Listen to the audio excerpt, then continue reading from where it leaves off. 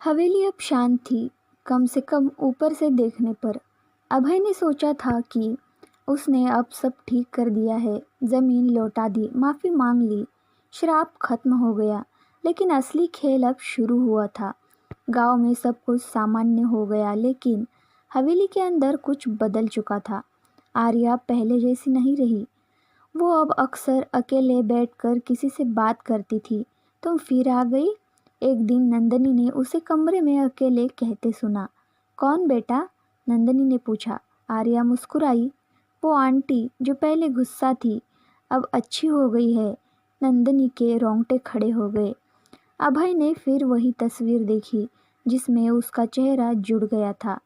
अब उसमें एक और बदलाव था। तस्वीर में खड़ी वो औरत अब पहले से ज़्यादा साफ दिख रही थी, और सबसे डरावनी बात, उसकी आंखें सीधे अभय की तरफ देख रही थी। अभय ने दादाजी की डायरी दोबारा खोली। इस बार एक नया पन्ना दिखा जो पहले नहीं था। उस पर लिखा था, श्राप खत्म नहीं होता, वो सिर्फ अपना रूप बदलता है और अगली पीढ़ी को चुनता है। अभय के दिमाग में सिर्फ एक नाम आया, आर्या। उस रात 3 बजे हवेली में फिर आवाज़ें शुरू हुई, ठक ठक ठक। लेकिन इस बार आवाज़ ऊपर से नहीं, नीचे तहखाने से आ रही थी। अभय नीचे गया, दरवाज़ा खुला हुआ था।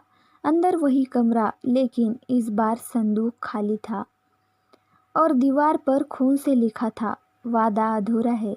अचानक पीछे से आवाज़ आई, तुमने सिर्फ आधा सच जाना है। अभय मुड़ा, वही औरत खड़ी थी, लेकिन इस बार उसका चेहरा शांत था। मैंने सब ठीक कर दिया, अभय बोला। औरत हंसी, धीरे डरावनी आवाज़ में। नहीं, तुमने सिर्फ ज़मीन लौटाई है, लेकिन जिसने मुझे मरने पर मजबूर किया उसकी सज़ा अभी बाकी है। अभय चौंक गया। क्या मतलब? औरत ने कहा, तुम्हारे दादाजी अकेले नहीं थे। अगले दिन अभय ने गांव के सबसे बुजुर्ग आदमी रामू काका से बात की। पहले तो उन्होंने कुछ नहीं बताया, लेकिन जब अभय ने जोर दिया तो उन्होंने सच बताया। बेटा, उस वक्त सिर्फ तुम्हारे दादाजी नहीं, पूरे गांव के बड़े लोग शामिल थे। सबने मिलकर उस परिवार को बर्बाद किया था। अभय के पैरों तले ज़मीन खिसक गई। रात को फिर वही साया आया। अब समझे? उसने कहा, मेरा बदला एक इंसान से नहीं, पूरी सोच से है। जब तक हर गुनहगार अपनी गलती स्वीकार नहीं करेगा, श्राप खत्म नहीं होगा। धीरे धीरे आर्या अजीब व्यवहार करने लगी। उसकी आवाज़ बदल जाती थी। एक दिन उसने अभय से कहा, पापा, क्या आप भी सच छुपाएंगे जैसे सबने छुपाया था? अभय डर गया। तुम ये बातें क्यों कर रही हो? आर्या मुस्कुराई, क्योंकि मैं अकेली नहीं हूँ। गांव में अजीब घटनाएं होने लगी। जो लोग उस पुराने अन्याय में शामिल थे, उनके घरों में हादसे होने लगे।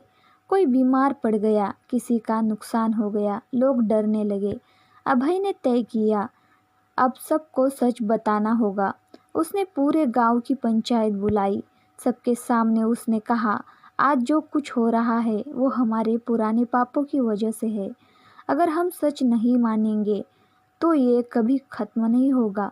पहले तो सब चुप रहे, फिर एक एक करके लोग आगे आने लगे। हाँ, हमसे गलती हुई थी, हमने गलत किया। जैसे ही आखिरी व्यक्ति ने अपनी गलती स्वीकार की, हवेली के ऊपर आसमान में तेज हवा चली। अचानक सब शांत हो गया। औरत का साया आखिरी बार दिखाई दिया।